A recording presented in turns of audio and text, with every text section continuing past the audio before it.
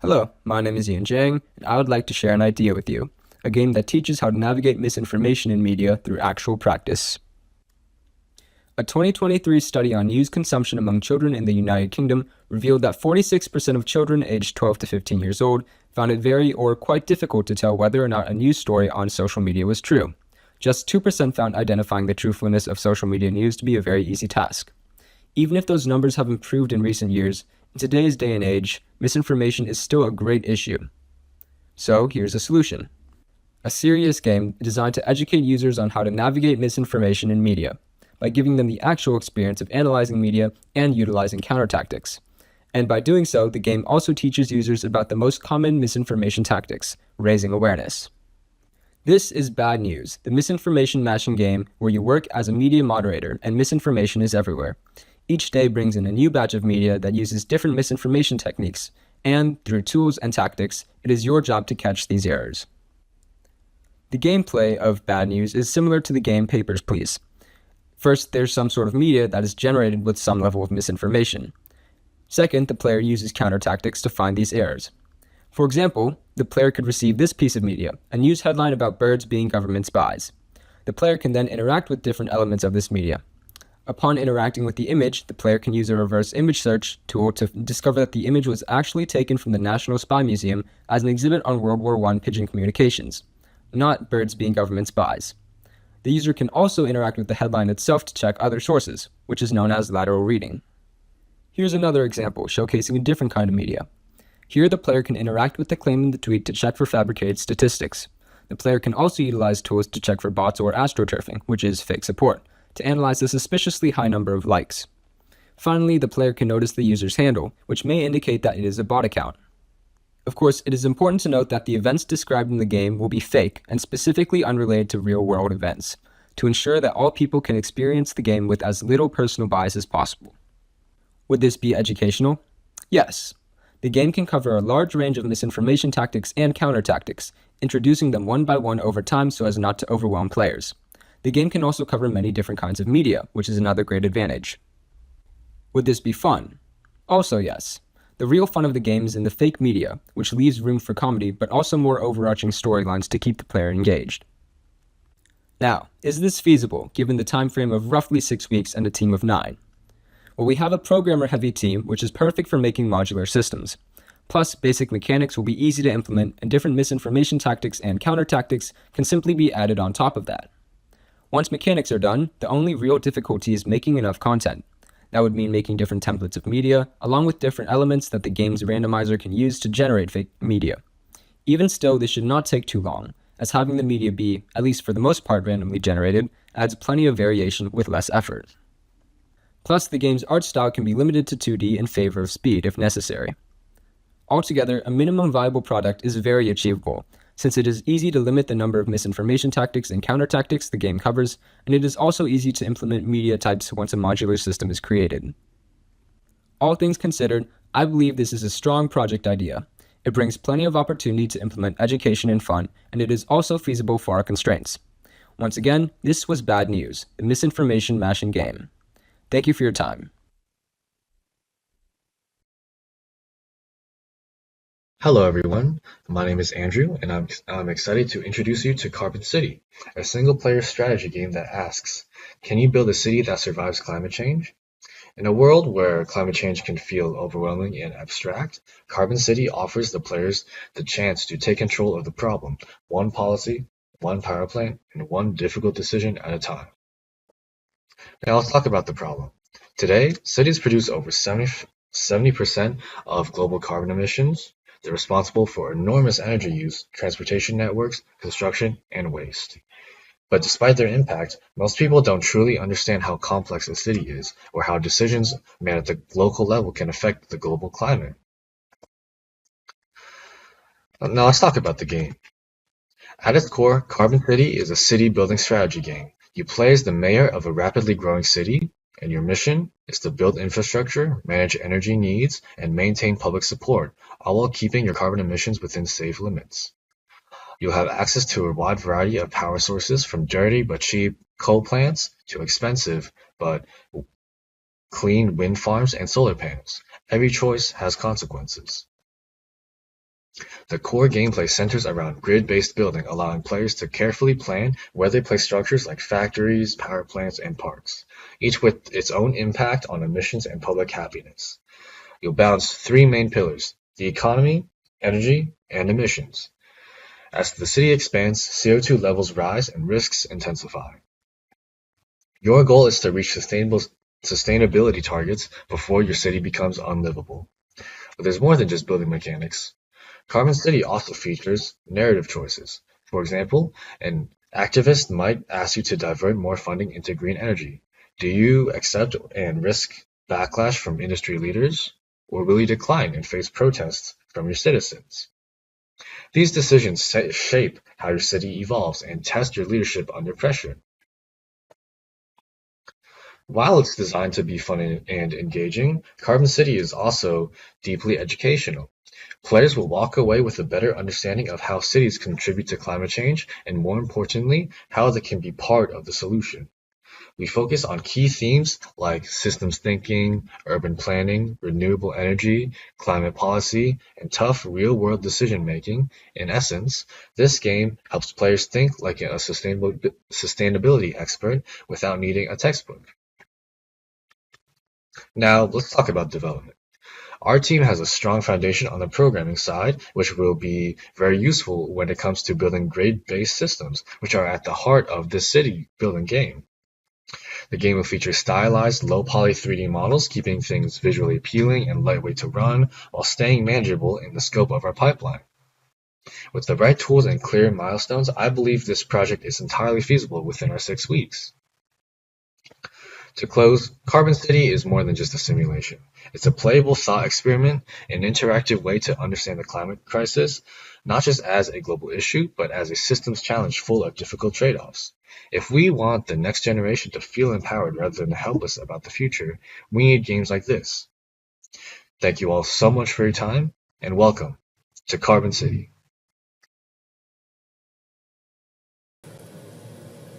Hi, my name is Eric, and I will be introducing Breaching Point, a large language model-powered serious game that would turn cybersecurity education and awareness into an interactive online security simulation.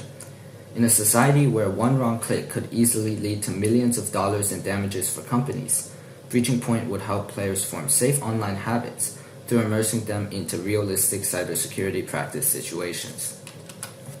In this digital age, cybersecurity threats are more prevalent and more human-centered than ever before. In 2024 alone, the average cost of a data breach reached $4.88 million. Surprisingly, one-third of these breaches involved just a simple phishing attack. Even worse, it took an average of 194 days for companies to detect a breach in the first place. In terms of this year, cybercrime damages are also projected to hit $10.5 trillion globally by the end of the year. As a result, humans, not the systems that we use, are the weakest link, and that's exactly where Breaching Point comes in. In Breaching Point, players will face simulated online scenarios, like receiving emails or text messages from different important people. For each situation, the player must decide whether the message is safe, suspicious, or if they want to follow up, and they must make this decision given the contents of the message, the information around who sent it, as well as various other potential clues. And this game isn't just about clicking buttons for each scenario. What makes Breaching Point different is its implementation of large language models, so the game doesn't use repetitive content.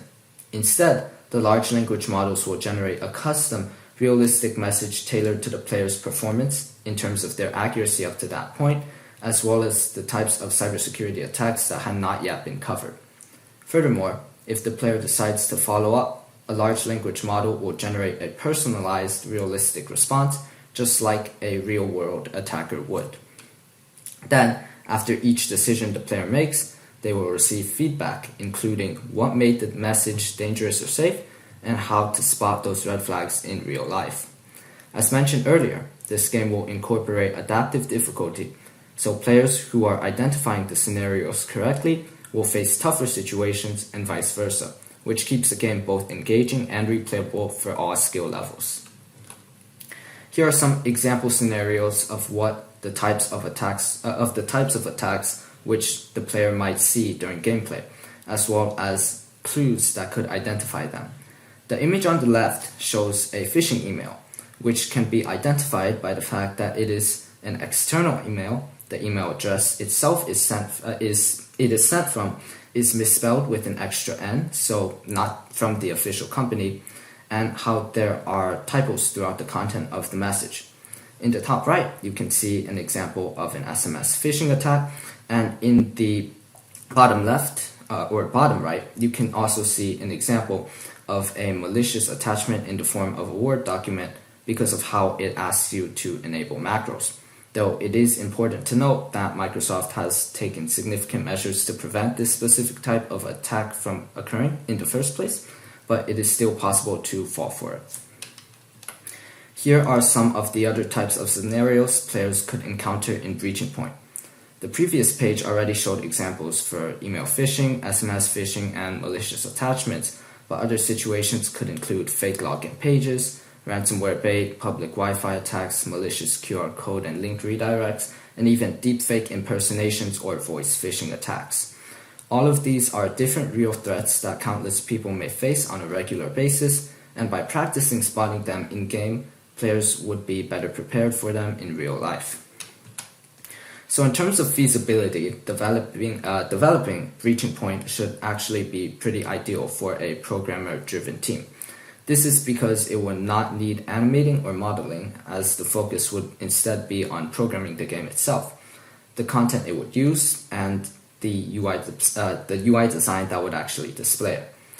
We could use Unity to create the game, and to implement the large language models, we could use custom GPTs or already existing Unity large language model plugins. This should allow the game to be developed within just a few weeks. So, to sum it up, Breaching Point would be an engaging yet educational cybersecurity game that's large language model powered, adaptive, replayable, and based on real world scenarios. And so I believe it would be a great project idea. Thank you for listening. Hello, my name is Leona Sasaki, and I'm here today to introduce you to my interactive game concept called Better Days, a project built around a simple but powerful idea that our everyday words and actions hold the power to either uplift or deeply wound.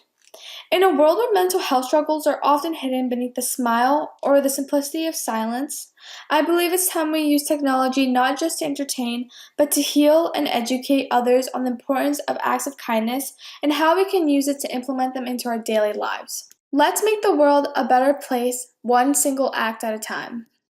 A professor of psychiatry at Cedars-Sinai states that we all seek a path to happiness, and practicing kindness is one that we know works. Another doctor explains that kindness can be cardioprotective as it lowers blood pressure and reduces cortisol, a major stress hormone. It also triggers the release of oxytocin, which improves heart health. So not only is kindness healing for the mind, but it's also healing for the body physically. This science reinforces why we must take kindness as a habit and why we must teach it early. But here's the reality. 162,000 Americans die by suicide every year due to loneliness and social isolation. That's more than 400 people each day. And it gets worse. Victims of bullying, whether online or in person, are 2 to 9 times more likely to consider or attempt suicide. Behind these numbers are stories. And at many times, all it takes is a single word to push someone further into isolation. This is the crisis Better Days is built to address. But why is kindness so important? Well, it is because kind actions and words help others feel more vulnerable and open to you, allowing for a deeper connection. It also creates a positive environment, allowing individuals to feel constantly light and joyful. These happy feelings of dopamine from kind acts and words can inspire others to be kind as well, creating the ripple effect that we want to create. The concept of Better Days. Step 1. Plan the game. The goal is to illustrate how kind and unkind words can change one's emotional state. The style, choice-based story game. Main protagonist would be a lonely or anxious character. In gameplay, the player must make choices. Do they treat someone kindly or ignore them? Every choice affects the character's emotions and day. Step 2. Write the story. Writing a few short scenes, school, bus, or social media will help create the storyline. For each scene, we would have to provide the player with 2 or 3 options to choose from. We would also have to insert a progress bar or emojis to indicate the mood shifts. Step 3 is the team. We would have to create the team and we would need an illustrator, programmer, writer, sound designer, and designer. Optional add-ons include the statistics showing that you have made 3 people feel better today or 1 person as example, and also providing statistics on the impacts words and actions have on others by including suicide numbers, bullying numbers, and etc. Planting the seed early. The habits we form young stay with us for life. That's why this game isn't just a story, but it's a lesson disguised as an interaction. By planting the seed of empathy and emotional intelligence early, we help young people pause before judging, listen before speaking, and think before posting. Better Days help young players understand how their presence matters and how their words can heal. It's not about lecturing, but it's about showing. Through gameplay, users understand what it's like to be lonely and how small moments of kindness can lead to big emotional breakthroughs. But how does it feel when someone is kind to you? As a reflection, I would like you to think about a time when someone was kind to you and how did it make you feel? This video game creation can spread the feeling we feel when someone is kind to us. With Better Days, I'm creating an experience that does not just only talk about kindness, but lets you live, feel, and spread it.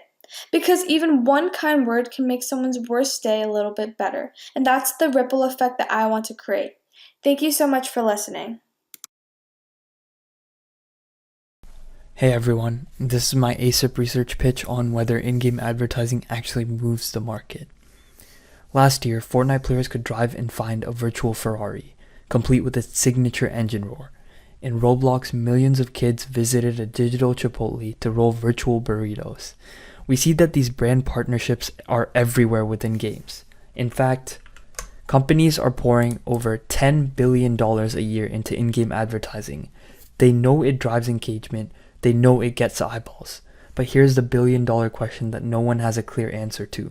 Does it actually make them any money? Does it move the needle on Wall Street? Right now, the value of these massive in-game campaigns is a black box.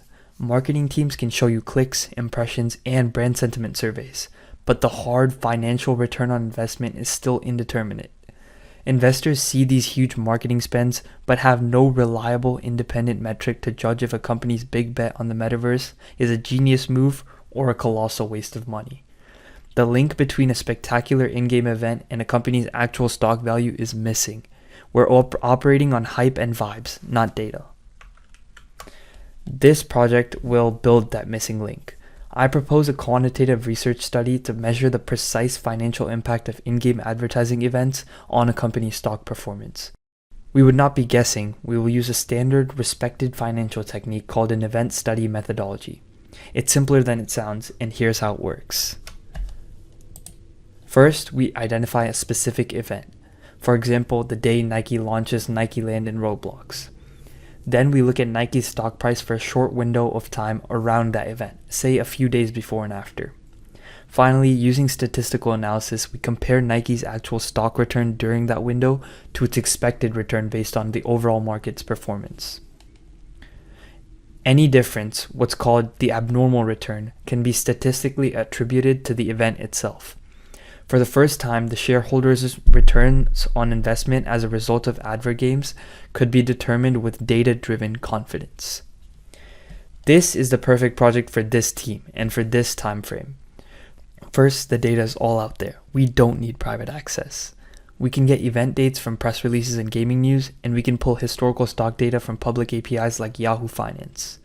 Second, our team is programmer heavy. This isn't a theoretical project, it's a data engineering and analysis project. We have the exact skills needed to scrape the web for event data, build a clean dataset, and run the statistical models in Python or R.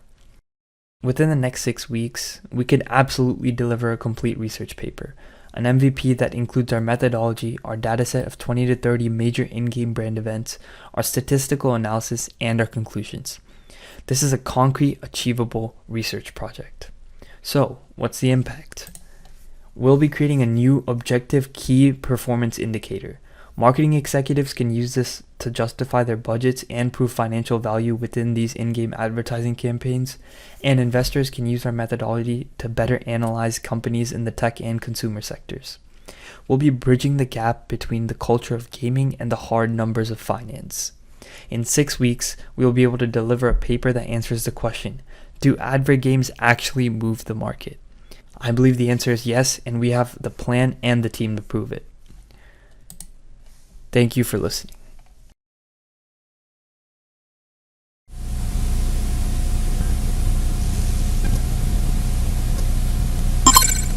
Imagine living in a country where your voice doesn't matter. No matter how loudly you speak, nothing ever changes. Where protests are silenced, elections are rigged, and the government decides what you can and can't say. That's the reality for millions of people living under authoritarian regimes in places like Russia, North Korea, Iran, and China. Introducing the World Power Game. It's a serious educational strategy game that lets people experience what democracy actually feels like. It's immersive, it's interactive, and most importantly, it's built to make complex systems like elections, legislation, and diplomacy understandable and engaging, no matter who you are or where you come from. In the game, you start out as an ordinary citizen with one goal: become president. During the campaign phase, you travel across the country, give speeches, attend debates, and respond to public concerns. Each choice you make, what issue you highlight, where you campaign, how you spend your money, affects your approval rating, your fundraising, and how the media portrays you.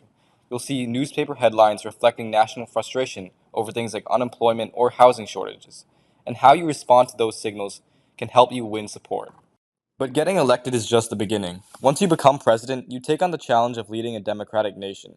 You'll need to work with Congress to pass bills, manage a national budget, respond to crises, and keep an eye on your approval score.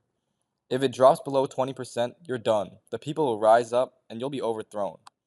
Your decisions have to reflect the people's needs, or you'll lose their trust. You also step into global politics. As president, you attend simulated United Nations meetings, negotiate treaties, and manage relationships with other countries.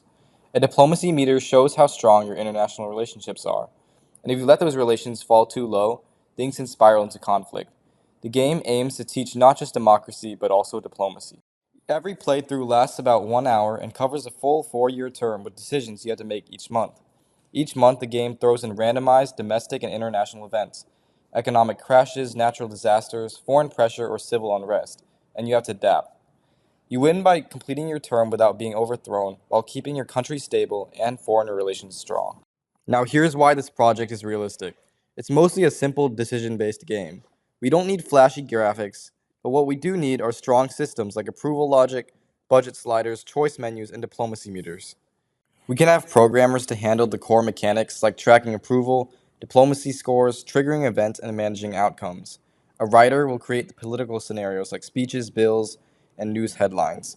And a UI designer can build a clean, intuitive interface with charts, maps, and simple animations. It's a true MVP, which focuses on meaningful choices, replayable gameplay, and a good user experience. The World Power Game isn't just a game. It's a tool to educate, inspire, and to open minds. For people living under authoritarian regimes, it's a window into what government by the people actually looks like. This may be their only chance to experience political freedom, and it's a great and immersive civics lesson for teachers and students. If we want to build something that's bold, meaningful, and completely unique, this is it. Let's build the World Power Game, and let's show how powerful democracy and video games can really be. This is my project proposal, the impact of 3D realism and gamification on student interest and motivation to use a physics simulation. Improving how students learn physics is incredibly important. It's a subject that's foundational, but it's difficult for many students. While there are many free online simulations available to help with physics education, a lot of them have a cartoonish, two-dimensional look and feel. This can sometimes limit how engaging or interesting the learning experience is for students. One way to make these simulations more engaging is by adding elements of gamification and 3D realism. These features can transform the experience from something basic into something more immersive and motivating. That's important because research consistently shows that students learn better when they're genuinely interested and motivated. The more we can capture their attention, the more effective the learning process becomes. To address these issues, the project will focus on designing an improved 3D simulation.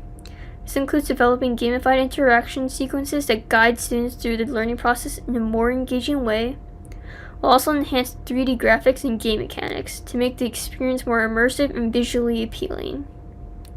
Finally, we're aiming to build an improved 3D user interface, one that feels intuitive, responsive, and easy to navigate even for first-time users. The images below show how certain types of games like Oregon Trail have been improved from ugly 2D to nicer 3D.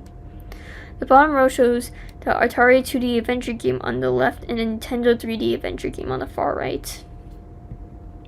As far as work teams will be organized, we can select one or two existing 2D simulations as a starting point for our project. Each simulation can then be assigned to a small team, ideally groups of 3 to 5 people, who will work together to create a more engaging 3D gamified version. Each team will start with one of the free 2D physics simulations. From there, the team will design and implement a better 3D version of that simulation, focusing on enhanced visuals, interactivity, and usability. To add a layer of engagement, we'll also write scenarios that help gamify the experience. Once new versions are ready, we'll recruit test subjects to try both the original 2D simulation and the new 3D version. Afterward, they'll complete a short survey to give us feedback on their experience, which will help us evaluate the effectiveness of the improvements. This project benefits several key audiences. For the student audience, especially if we make this simulations publicly available, it offers the potential for better physics learning by turning abstract concepts into engaging interactive experiences. For simulation game designers, our work provides concrete examples of how to enhance traditional learning tools with improved 3D graphics and a gamified design approach. And for the ASSIP interns, the project offers experience in gamified design and 3D world implementation. To not only be developing valuable technical skills, but also creating something that can genuinely help other students. On top of that, the project contributes to ongoing research on how games and virtual reality can be used to improve physics education, adding a practical case study to the field.